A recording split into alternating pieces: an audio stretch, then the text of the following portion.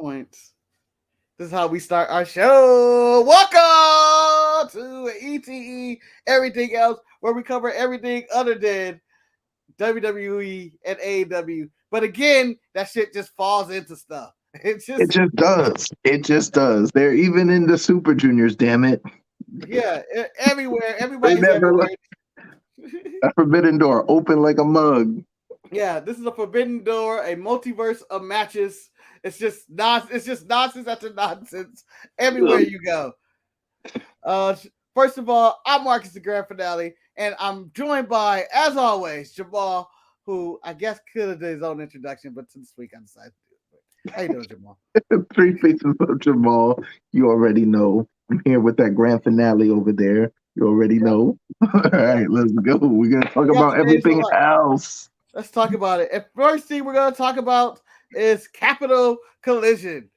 Happened in DC, New Japan event, when they're trying to tap into the American market, where they have basically it's them and AEW and basically, whoever shows up at a deal everywhere, all over the place. And I'm going to start with the main event, the big match of the show, Fatal 4-Way, Tanahashi, Ospreay, Moxley, and Rock Hard, Juice Robinson had a Fatal 4-Way match for the United States title, which is now the number 2 title, I guess, in Japan. It's basically their Intercontinental title, or the WWE's US title, which is non-existent, but this actually matters. And I thought it was a really good match from beginning to end. I thought it was the best in the show, even though the most intense match probably was Kingston versus Ishii, where they had their match, but I thought it was a really good match. I don't know if I like Juice winning. I don't know. Man, it just makes sense. It just makes sense. It makes sense. Too sweet, boy. Wow, too sweet. What? Rock Hard, Juice Robinson with the win. He cleared the air. He's better than Ospreay. He's better than Tanahashi. He's better than Moxley. He proved it. He beat all 3 of them in the same night. The same night, damn it. The same night. Come on. The match wasn't without its controversy, as Manny would say, in which Ospreay's foot was allegedly under the rope. And from my angle, I feel like he never got actually under the rope, but whatever. Here's my thing about like when people in multi-man matches start bitching about fucking my leg was underneath the rope. It's no disqualification. Fuck you talking about underneath the fucking rope. There's no rope breaks. This is a multi-man match. What are you talking about? That's like saying it's a battle royal, but then all you have to do is just toss the other 3 over the top rope when you win. This ain't the Royal Rumble. This ain't the freaking what are you talking about? Fuck your rope break. You got pinned. If I'm correct, in multi-man matches, the Fatal 4-Way triple threat, you can break the rope by getting your hand on the rope. You can break the count. I think, right? I don't know. It depends. It's rare. It's very rare. It depends on the promotion, and it depends on the match. In this instance, nobody knew what that particular small rule was. So we can give Ospreay a little small break, but as opposed to when it pertains to New Japan, I don't know what the rule is. WWE, yes, there's going to be a rope break. Mexico, there's not going to be a fucking rope break. And Impact, there's no rope break in a multi-man match. And then even with the multi-man match in Impact, it's beat the other 2, and then the last 2 do a regular singles match. Like, they do things differently. It's going to depend on the promotion. I prefer the old way or not the old way, the ECW way, in which you would all 3 or you have to beat both of them technically to win, in which if you get pinned, you're eliminated and it's just left with the 2. I prefer that one. No one does that anymore because the current triple threat kind of just saves. It helps saves everybody. And I want to go to the spot of the night or the match for me.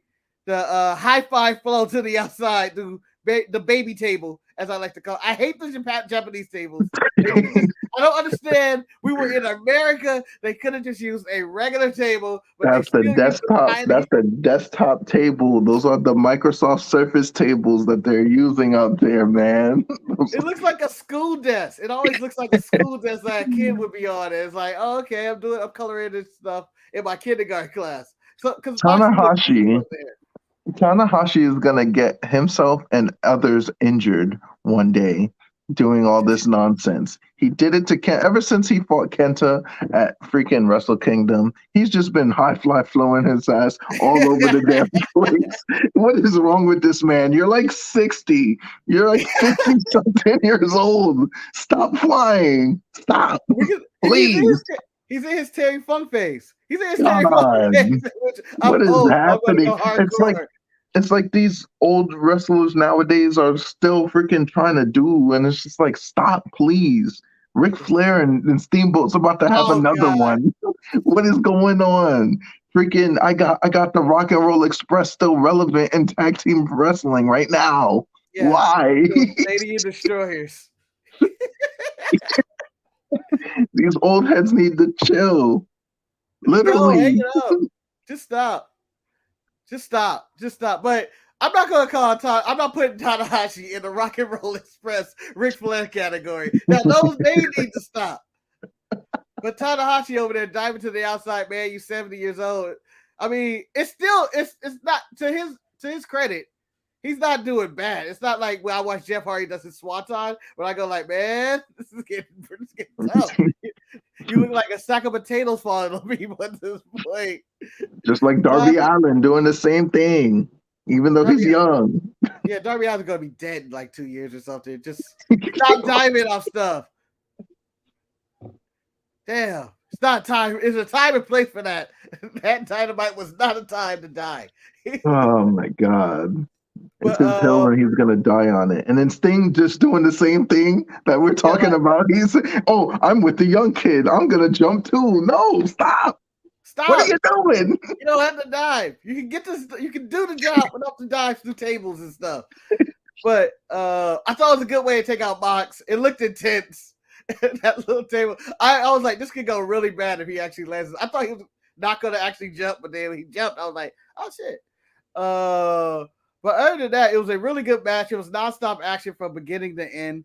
I still think we're going to get some more matches between these guys. I think Mox and Tanahashi, as they had their standoffs and multiple battles throughout this, they're going to have a match eventually, maybe at Wrestle Kingdom. 1-on-1. And then Ospreay should be the first one to challenge Juice for that U.S. championship. No funny. Because Juice was talking a lot of nonsense. Like, he's like, I know I said it. I know I'm a Bullet Club supporter, but you're not better than freaking Ospreay, bro. You know what I'm saying? Like, yeah, you're not on that level yet. He's on another level. Under the rope. He's on another level. Right, oh man. Moving on that Ishii match with Kingston. Wow. This might be my favorite Eddie Kingston match because I just thought that it was the perfect type of match for him. They were brawling back and forth. Ishii is just their styles clash very well together. How many times did Kingston backhand that nigga? Like, damn, spinning back fist. He backhanded him like mad times, bro. God. There was the spot in which I think it went German suplex. Kick flip, no sell, get up, punch him, German suplex, get up, backhand, come back. I was like, damn, they are wearing each other out. And again, my few wrestlers of the year, it would go one Dax of I never thought I'd give a tag wrestler probably currently my wrestler of the year, but Dax is killing it in all his matches. And all his singles matches, his singles and tags, he's just killing it. And then Ishii, just the hardest working man in wrestling right now, just putting out bangers with everybody. I know he had the Impact Under Siege match that with Josh Alexander. Well, I liked it, but it was lackluster. It was very lackluster, especially because it was supposed to be one of those I almost said premium live events. I'm sorry, pay-per-views. God damn it, fucking WWE, man, They got you. messed They me got up. you. They gonna mess you up with their terminology. They live by It's that. already messed me up because, like, I'm on the Dalton Castle network watching professional wrestling. You know, watching sports entertainment on the Dalton Castle network. That's what I'm gonna Well, call it. with there was a new promotion that I was looking at right now. It's Wrestling Entertainment UK, who said they're taking over the world of sports entertainment, and I was like, gas. No one ever tries that market. Yes. Isn't like the Yes. main event like Strowman and Overeem? Yeah. What? I know we're talking about Capital Collision, but I'll go over the card after we finish this because I actually have it up. Because I was like, this card is almost stacked, I guess, with ex WWE people. It was like, oh, we're doing this. And Alistair Overeem, which I'm like, what the hell? How did they get that? Yeah, but Ishii and Kingston, fantastic match. What I was just goes. Yeah, what are you gonna say? what was a match in Capital Collision that surprised you? Well, the United Empire. I really wanted to see Kratos and Cobb not Kratos and Cobb. What's his name? Jonah and Cobb stare each other off, and they had that fight. I really want to see that match just by itself. That match that was probably the match that surprised me, just because I came in going like, it's another tag match, not much gonna happen, but I really got into it toward the end. It's like, man, I really want to see Cobb and Jonah rock as he's going by, or just Jonah. I don't know, pending the promotion. I would like to see what happens with that. So that was the I match. enjoyed I enjoyed the Suzuki match Oh yeah, with Brody King. yep. Brody King should be doing more than what he's doing with House of Black or just in general AEW. Like, Well, see, the thing that is particular with House of Black is that they are all over the place too. Like, just like how yeah, Matt Cardona is all over the place, and just like how Matt Cardona is all over the place, all of House of Black is all over the place. I see Buddy Matthews, Buddy Murphy on um, on Strong. I see him on some Australian circuit shit. I see him in some New Zealand shit. And then I see Brody King on NWA. I see him on Ring of Honor. I see him on this. I see Aleister Black on some indie show. He's been over here in New York a couple times at the House of Glory shows. I'm just like, whoa, like, but they're all underneath that banner House of Black. So, when they get together at AEW, it's good to see. So yeah. But I would like Brody King to just do more, like not do more, but be a focal point on that show. Like he's man of size, he has a great look, imposing. He could put in great work, as in evidence with the Suzuki, which was another like great match, just back and forth. Like I don't know, Suzuki doesn't age. I just feel like it just doesn't. Suzuki is an exception to the rule of what we've been talking about earlier. Him and Great Muta are the exception to that rule. Like they just won't age. It's just like, oh, they can do this. They can do this forever. I think Suzuki's currently 56 or something. It's 50 something. 56 years old. Yeah, and and he just kept up with Brody King, and they were going back and forth. Suzuki lost. 56 years old to Great Muta's 59. Jushin Liger retired at like 60. It's like it's crazy how like old these guys could be. The Ultimo Guerrero, he's like about 50 something years old. A lot of the older Mexican wrestlers too, like they're going well on in their age, and it's just like LA Park and shit. Cybernetico and a whole bunch of them. Maybe that's why Ric Flair and Steamboat think they can come back. It's like Well, that's old. We've seen what Steamboat could do, but that was again how long ago was that? That was 2008. 10, maybe 10, 12 years ago, something like that. So we don't know what his condition is now. But Ric Flair had a heart attack. Stop. Stop. He's trying to die in the ring, man. Yep. It's no reason to. But yeah, those are like the key matches. I feel like the show really picked up when the Suzuki and King match happened. I believe that was and then they just went to Ishii and Kingston, did the Fatal 4-Way. I feel like it had a good build to it. Earlier started off with a bunch of earlier tag matches, which they were fine. I just wasn't really blown away by it. They did what typical New Japan does, and I'm gonna explain all that with the best of the Super Juniors and everything like that, because it sets everything up to a pace that it's kind of a slower pace or whatever, but then the singles matches make up for everything that comes into a fold. So it did what it was supposed to do. All right, so I thought Capital Collision, solid show. I don't think it wasn't a must own pay-per-view or anything like that where I'm gonna run out and tell you need to go see this, because I thought it was a good show, but I felt like it was gonna be a bigger deal. It didn't have the Windy City Riot kind of feel to it. I don't know, maybe it was the venue.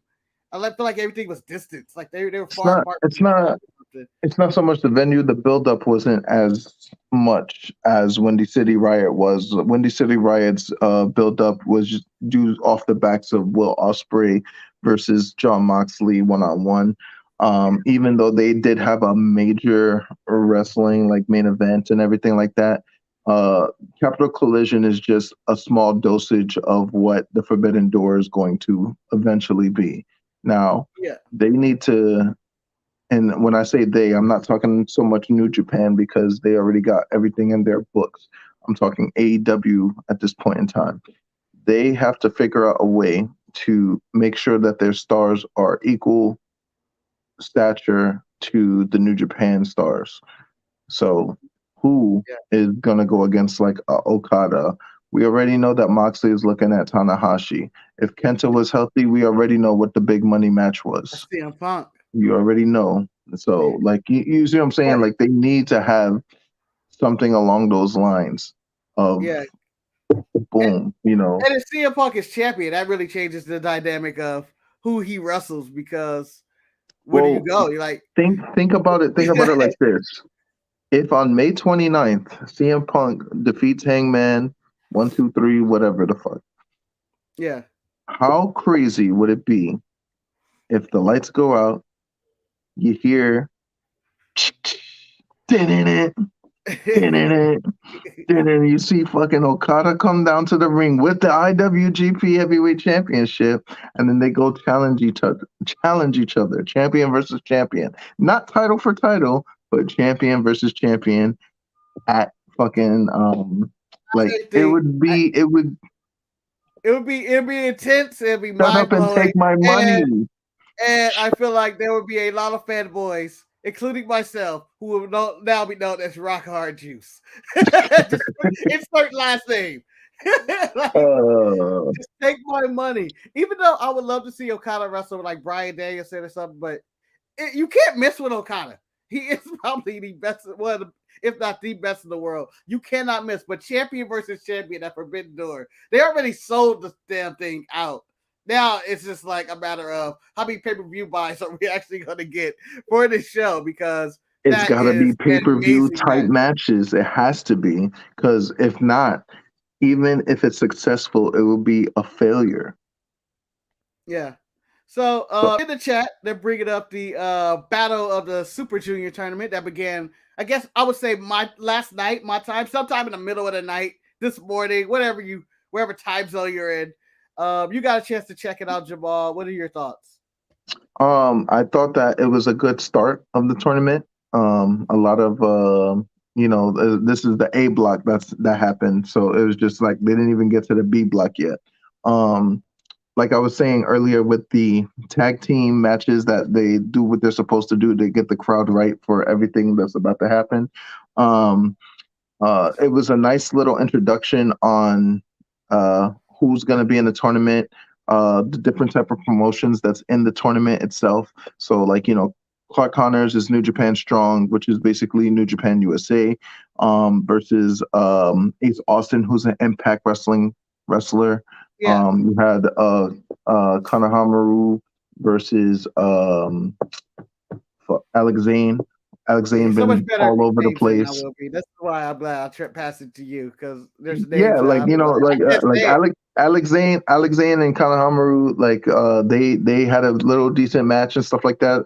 The interesting thing with Francisco Akira going one-on-one against Sho, so Akira trying to establish himself as this heel wrestler now with United Empire versus already established heel wrestler Sho.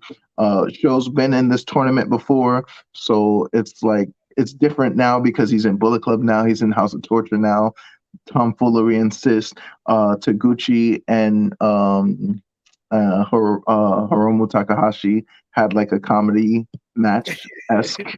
It was funny, but like at the same time, Hiromu gets the win. I mean, people, you're gonna see some great things in this tournament further down the line because Yeah.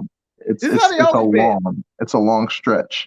Yeah, this is how it always is with this in the G1. It starts off with random matches. The matches are okay. You may get one gem here and there, but the beginning is always like this is the almost like a filling out process. We're just gonna have some fun matches, like the Hiromu and Taguchi match. I can see that just being a comedy match, and they're just doing it like whenever Yano has a G1 match. It's just nonsense. I mean, it's not like he may win one or two or something. I think he beat Okada in one of them before.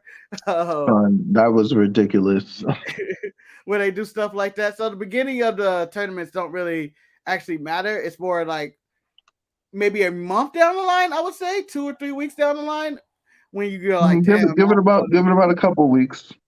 Yeah. But about a couple weeks when the blocks start thinning down, and you're gonna see who's on top of B block, who's on top of A block, and stuff like that. So, I will have a full list of that tournament if you guys go ahead after the show. I will be recording the Mid Card Mess podcast episode 64 after this. So just give it some time, like 10, 20 minutes after or something like that, and go peep out episode 63, which was last week. I discussed the Super Juniors there too. So yeah, absolutely. I plan on checking it out. I didn't get a chance to. I put it on and I just knocked out. I was tired. It's 2 a.m. There's no way you can survive that. I'm like, I'm dead. But yeah, check out the best of the Super Juniors. So we were talking about something earlier in which it was the Wrestling Entertainment UK, which will be the main event will be Adam Shear against Alistair Overeem. And I'm going to go over this card. And I'm like, man, they got a lot of people who WWE or who wrestled all over the place. So you have Titan, Adam Shear versus Alistair Overeem. Then you have formerly known as Nia Jax versus Lana in a women's championship match. CJ Perry for Rusev's wife. Imagine she comes out with Rusev the whole time. Like, well, we'll actually see him since he's vanished off the face of the wrestling earth for whatever reason over a hamstring injury that takes weeks. If CJ Perry doesn't go through a table, they're doing something wrong. Oh yeah, absolutely. She got to put it through the table. We never got that 10th, I don't think. It's got to be a tables match. Then we have the Legion of Pain, formerly the Authors of Pain, versus Blake and Macklin. I don't know who Blake is. Oh, is that Wesley Blake, maybe? Wesley Blake and Steve Macklin. Yeah. That makes sense. The Forgotten Sons, essentially. Versus the Authors of Pain. Then you get a triple threat match of Killer Cross, formerly known as Carrion, Saray Del Sol, which is, Kalisto. And then Jonah Bronson Reed. That should be an entertaining match. All I want to do with that match is I want to see Kalisto just get absolutely demolished the whole time, and somehow pick up the victory. I need him to get demolished and destroyed, and then somehow pick up the victory. See, that was actually tough to call. I'm going to go with Cross winning, possibly, but that could go either way. All 3 of them could actually win. I need Kalisto to get destroyed and then ultimately come up with a win. And this is more so it can continue. Kalisto Bojo was thrown in the trash so many times on WWE television, which He threw I'm like, himself in the trash. He threw himself in the trash. He threw himself in the trash. I'm not defending him. He threw himself in the motherfucking trash. He proved that he can't cut promos.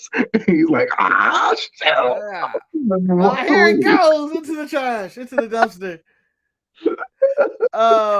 Next, the Women's Tag Team Championship, which I swear to God, this promotion just popped up on the planet. Tag Team Championship? Yeah, and I'm going like, where did this promotion come from, and why do they have all these championships, and how did they get these title matches or whatever? But it's Madison and Tanel versus Diana Purrazzo, and I'm assuming that's Chelsea Green. It just says Green. Yeah, that's gonna be Chelsea Green. And Madison, that's definitely gonna be Chelsea Green. This is the influence, right? That's the raid, right? Yeah. Yep.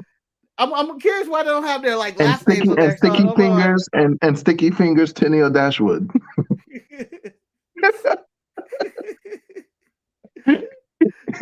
All that money you trying to steal shit from Macy's. What's wrong with you? Girl, you stealing. And they get caught. I forgot all about that. I forgot all about she got caught. That's so stupid. Get caught. All right, so I'm gonna mess up this name, but Dean Motani, which is Mojo Rowley, apparently, versus Lindsay Dorado. He's using his actual name. Yeah. He's using his Muslim name. His actual Muslim name. I can't say his actual name. It's Mutadi. I can, Muhtadi. Hopefully, I'm not saying it too wrong, but that's cool. He uses his Muslim name. Honestly, all this time I thought Mojo was white. Then you find out, he's Muslim. He's Muslim. On the pre-show, Mike Bennett versus Biff Biscuits, which is basically Only Lorcan. Only Lorcan. Then you got Dirty Dango, which is Fandango, versus Levi's Venezuela Jr., aka No Way Jose. I feel like the Levi's Venezuela Jr. is the better name. Even though you can't say Levi Venezuela Jr. No, you gotta say No Way Jose. You gotta, I 100% believe he's gonna try to make that shit work. He's gonna try. He's gonna make it work. So that is the stackest ex-WWE card I've ever seen. like they really put together all this stuff, and they plan on taking over the World Sports Entertainment. Do I think it's going to be a good show? I think there's some good potential matches on there. That main event is the question. I don't know. It's literally the CYN of the UK. Yeah. And Manny, you can quote me on it, bro. This is much watch. Honestly, this card looks better than any CYN card so far, to be honest. I don't know, man. Have you seen their latest stuff? They've had some good matches, some good little stuff going on. And then when people do break those rules, remember those rules that EC3 put in place? It's so funny how they take care of that. So go peep that out if you get a chance. See what happens when somebody breaks the rules in CYN. That shit is funny. All right, I will watch CYN. I will give them a chance. I need to give them a chance. I need to get past what I think that thing is. Get past your fickle biasness. Yeah, Daniel Bryan. Biases. I mean, Bryan Danielson was right. You're a fickle. That's I would say that's the most honest thing I've ever heard in wrestling, because it's true. We're all fickle. We all have our own biases to the show. Like, I chose not to watch CYN because I believe that's just some ridiculous dog shit. And I've never seen 2 seconds of it just by what I'm seeing on the internet. And I'm already coming in with this. So just check stuff out. You never know. They have a rant room, bro. It's so funny. It's a rant room. They have a rant room, yo.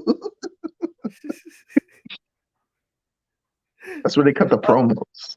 And I have a correction. Apparently, Tanel was stealing from Walmart, not even Macy's. See? Like, I knew it was one of them.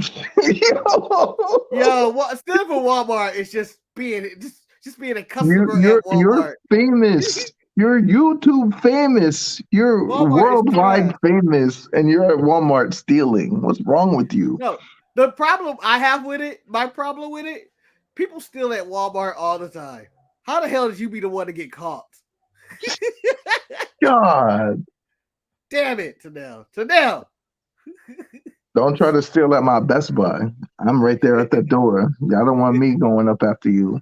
I may not look it, but this Marine still ticks, boy. Oh, speaking of the Marine yesterday, and I know I said I was going to do a short show or whatever, but you said you were going to confront me about my stolen valor. Yes, your stolen valor. What's up with that? You standing after the hard sweat, blood, sweat, and tears that It's not my fault. I got blown up twice for this country, and that's what you do. And I'm over here like, thank you. Oh no, nah, that was the stupidest thing ever. They did it in reverse. I didn't know they wanted the troops to stand. I thought we were standing for them, so I'm there just applauding, like, yeah, all right, our troops, yeah, support them. And then not realizing I'm the only one in my section standing, going, oh shit. Felt bad. It feels bad because there was no intent. I'm sure there are dudes that do that. And literally do this on a consistent basis. I'm looking at you, Sergeant Slaughter, fake ass Marine. Fake ass Marine. He's just been welcomed back into the G.I. Joe family, apparently. Yeah, no. Don't jack that. That's like when I initially joined the Marine Corps, everyone's like, oh, you joined because you like wrestling and John Cena. I was like, I didn't do none of that for no damn John Cena. No. I saw the Marine one time and I was like, I saw the Marine one time. I'm going to join. No. That's like saying I saw all the Marine films from The Miz and that decided to make me join. No, I'm not doing that. Hell, wrong with y'all. Right. So the last thing I want to talk about was the forgotten brand of the WWE, the one that Vince McMahon has not discovered yet, because it's still so good and it still works. It's untouchable, untouched. The NXT UK, they had a main event. Dragunov, who I believe changed his music recently, it's no longer as Russian as it was, probably because of the UK stuff. And Jordan Devlin, loser, leaves NXT UK for the UK Championship. At one point, Jordan Devlin believed he won. He believed he had it. It was all or nothing. Johnny Saint came out of retirement or disappeared from wherever he's been and was like, no, I'm overruling this decision. Started back up. And then, Dragunov won. And Devlin is off. He's gone. Basically, I'm assuming he's coming to 2.0 or... Shit, they may even throw him on. I would like to see him just hot out to the main roster with Edge's group. Why not? With Edge's group, it doesn't make sense to go with Edge's group. It doesn't. Turn on Finn Balor. I don't know. I'm just saying it'd be. If anything, he should join Finn Balor and get rid of kick Morgan to the side. Have Devlin have them intergender matches with freaking Rhea Ripley, and then call it a day. Liv Morgan because nobody wants to see Liv. No. Yes, no. This is happening. No. This is happening. Get her out of here. Fuck, some bum bitch from Jersey. No offense against people from Jersey, but damn. Fuck. I've watched a whole bunch of ride-alongs where she and Sarah Logan and Ruby Soho, they're all in the car, and she's like, yeah, I'm a dropout. I'm an idiot, and I still got a job here. Like, you privileged white bitch, if that was anybody else. Like, god damn. Your privilege has got you far. God. But back onto it. I just thought that was a really good match. They were really working on each other's body. Of course, it's Dragunov is very physical. My favorite spot, suplex onto the top rope, a superplex onto the top rope. Which what? Which I've never seen before. So they get up on the rope for a superplex, and then Devlin just goes the other way and suplex Dragunov onto the top rope, and he just slingshots to the outside. And it's like, what? And I go like, oh. That's like the first time. That's like the first time I saw somebody do a brainbuster on the turnbuckle. Yeah, that's one of those where you go like, oh, like dang, those are trying to kill it. He's trying to break his neck. It's bodily harm. those are one of those spots where you go, what the hell, man? Like right off your butt. He's got a damn family. He's got a family. He's got a family. Damn it. He's got a family. But I recommend you guys check it out. And then always check out NXT UK. For those who don't miss. You get to see William Regal's son on there. Yep. The lost member of the Blackpool Fight Club or Combat Club. Jemal, you got to watch, I believe, NWA as well, right? Yes, I did. It was basically another run-of-the-mill show with the NWA, National Wrestling Alliance, and I love this Matt Cardona character.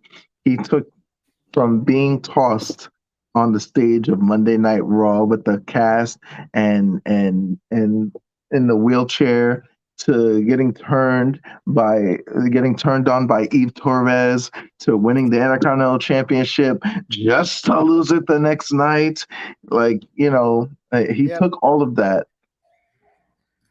bet on himself, and now he's this wonderful world heavyweight champion. I said it in my podcast yesterday, not yesterday, but when I recorded it.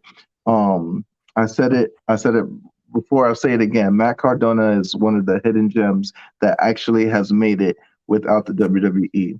And he continues proving it in the NWA. He's here to save the NWA so much that the NWA is going to have a pay-per-view called Always Ready. Matt Cardona featured on the cover. You know it. No, it's not. It's not. You just one L. You got to toss the one L, and it's the middle finger now because fuck the fickle fans. That's right. Fuck the fickle fans. Yeah.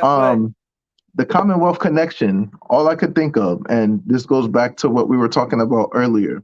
Yo, Doug Williams is old as fuck.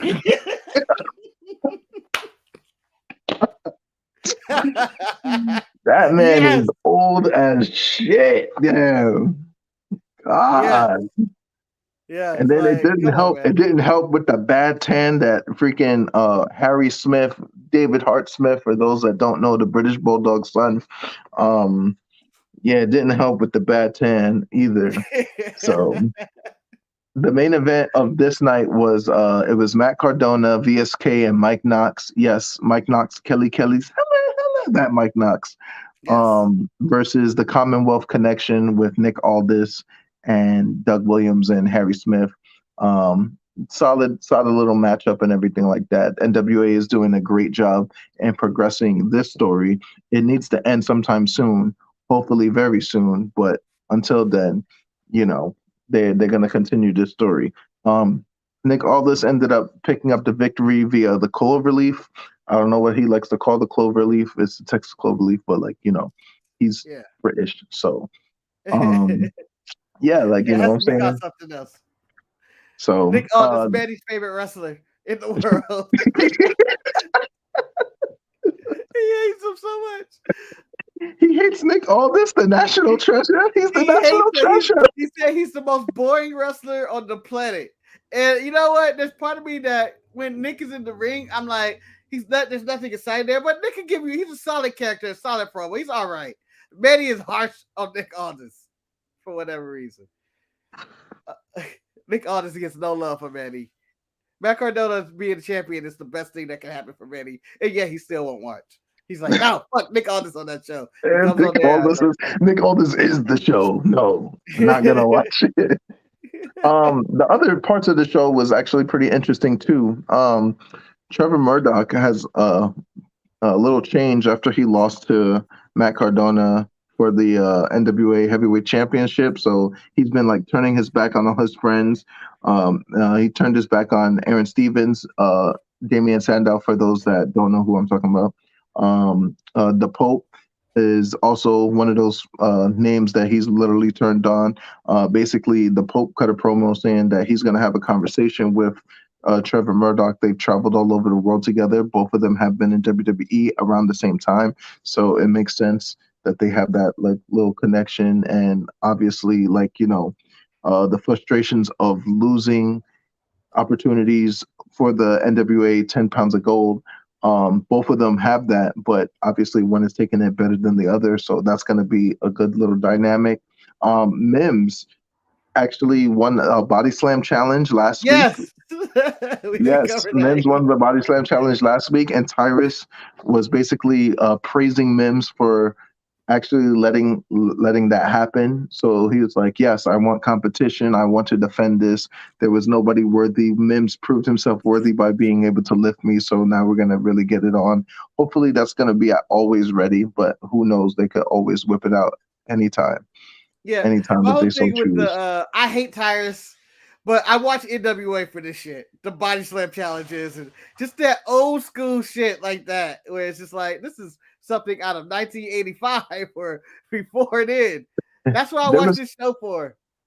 there was also some other drama when Dirty Dango and JTG, along with Angelina Love, for whatever reason that they were all paired up together, and they had a match against I forgot who the heck it was against.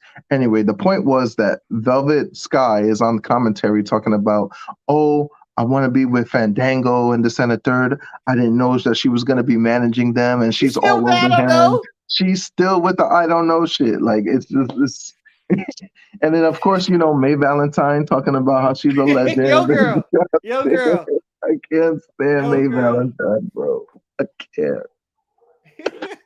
Uh, Oh man, I can't wait for the segment where I get you and Manny in the ring, and it's May Valentine interviewing Nick Aldis. I And actually you like both Nick hate him. Aldis And the though. most no, you like Nick Aldis, but I'm saying it'd be you two just hating on the screen on two different people at the same time. Just be great. And you know what's crazy? I don't even know what makes me hate May Valentine. I don't even know the reason. There's like no legit reason. It's like literally for Well, no reason. I don't it's know. I it's don't know with what it me. is. It's like me and William Yuta.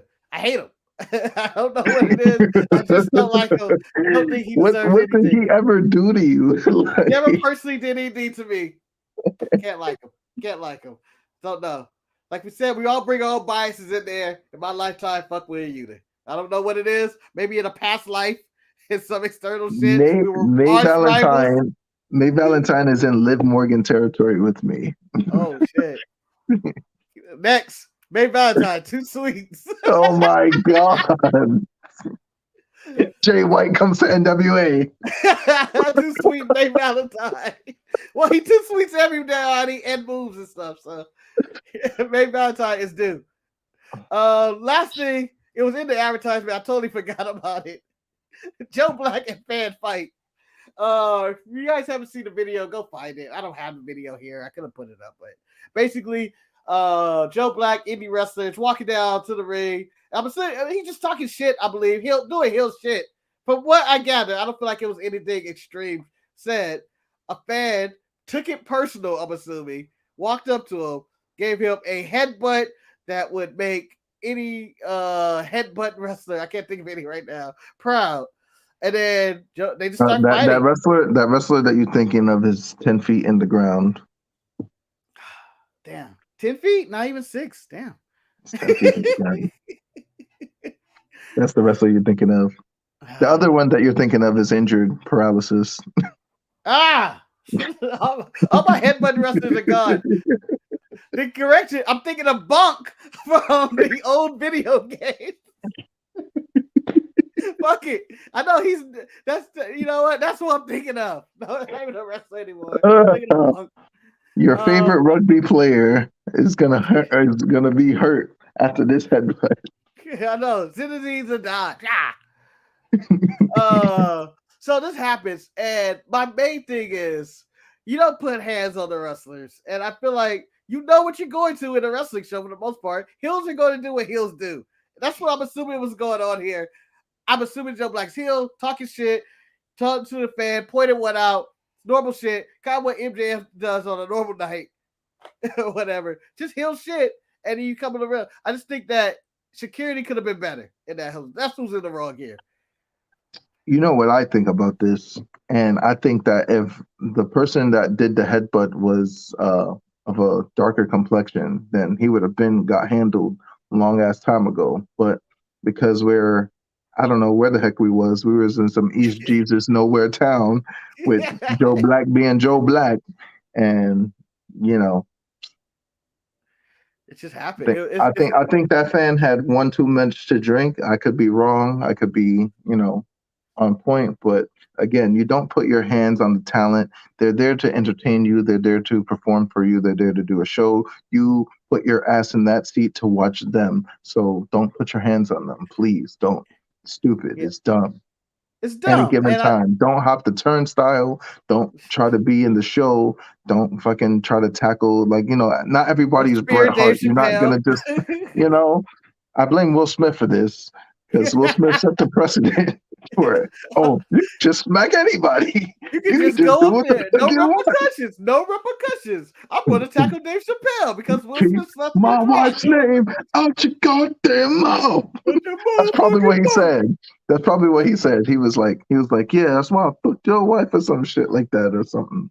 And he was like, keep my wife's name out your mouth. Bah. Oh, damn. Wrestling show. This is a wrestling show.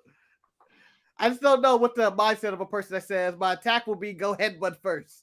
I don't know who that would be ever. Although, if I was a shady indie promoter, Jemal, I'm booking that match. I'm teaching that guy to do some basic moves. We got publicity on this shit. He's a man of good size. Me and Joe Black and that guy and Headbuddy. Headbutt Henry. It's a shoot. It's a shoot fight. It's a shoot fight. Good old fashioned shoot fight. Headbutt Henry versus Joe Black tonight. But Henry, he already got a gimmick. The shady promoter in me is like, let's bring me the money. It's got so much press. Oh, you gave me an idea, Marcus. I'm gonna create you in 2K, and I'm gonna do the shadiest shit to freaking the GM mode. I got you. Right? Yes. I'll be showing people money and everything. It'll be terrible. Oh. But that's pretty much all we have to touch on today. I know, relatively short show, but a lot of stuff covered in wrestling. And, more coming next week as the things progress. We have all the shit that's going on. We're going to find out some of these free agents because AEW's Double or Nothing's coming up, so they got to throw every free agent out there. They got to throw everything. Tony Khan is going to throw the Jacksonville Jaguar payroll book at wrestlers instead of the football players. Everybody's getting their money. And tonight we got two jokers on the show. And I know this is everything else not about AEW, WWE, but who are the jokers? They can be from anybody. Again, Headbutt Henry and Joe Black are the jokers tonight. Yeah, they both joined the Owen Hart tournament and they face each other in first round. First round. Fight. God on national damn television. It. But who knows who these jokers could be? It's funny. It's funny because you're like, who knows who these jokers could be? Because they're jokers. Yeah. They're these jokers. Like I'm insulting them, but Jemal. At this current stand, as we are right now in this wrestling world and universe, what are those jokers? I don't think it is. Matt Cardona should be in it. I'm just saying. You put the NWA and every other 7 titles he have, or the 7 C's.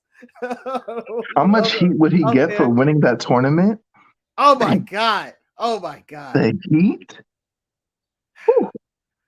For the women's side, it's gotta be Sasha Banks or Naomi, right?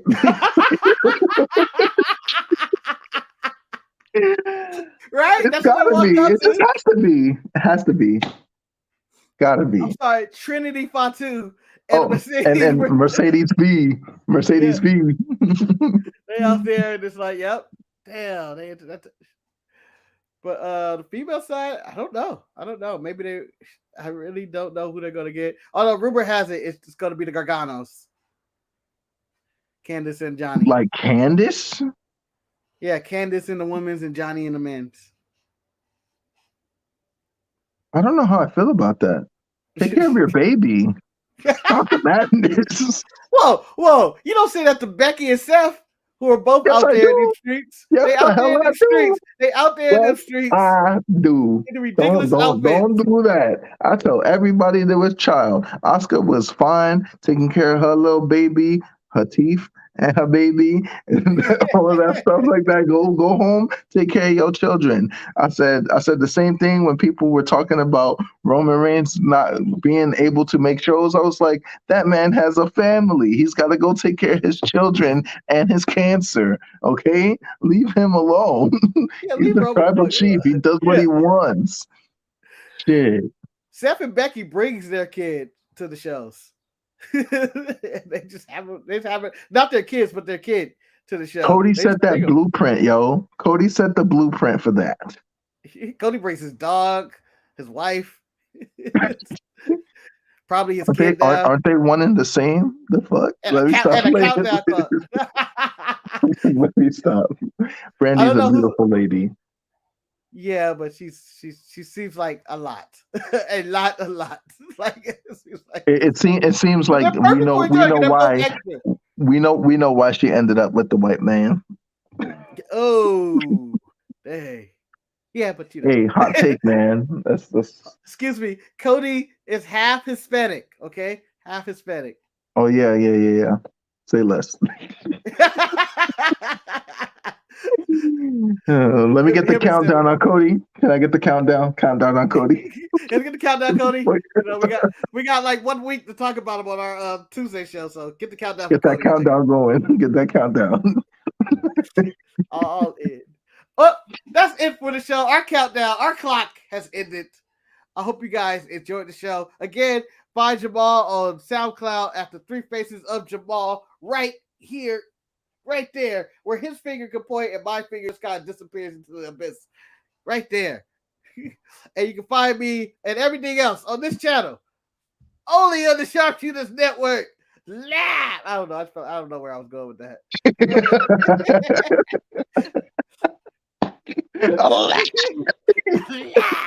Right. Oh. But make sure you check out the content. See me again tomorrow on the Untitled Media Markets, Raw's Retro Friday, Sharpshooter Saturday, and where we wrap it around. And don't forget to check out Jemal again. Mid-card best, covering the best of Super Juniors and everything else. If you want more Sasha and Naomi talk, he got more of it. Yo, you should have heard what I said, man. Episode 63, not 64 that I'm about to record. 63. 63 blew my mind what you said. You need to hear what he said. I was like, gas, I never thought of it that way. So. Like, oh my God. This is all aliens. Not like aliens. Nothing of the kind. No. It's actually a good substance. All right. Later, guys. Have a good day. See you when I see you. All right. I didn't click the wrong one this time. I actually clicked in broadcast instead of in studio. Just leave you. Because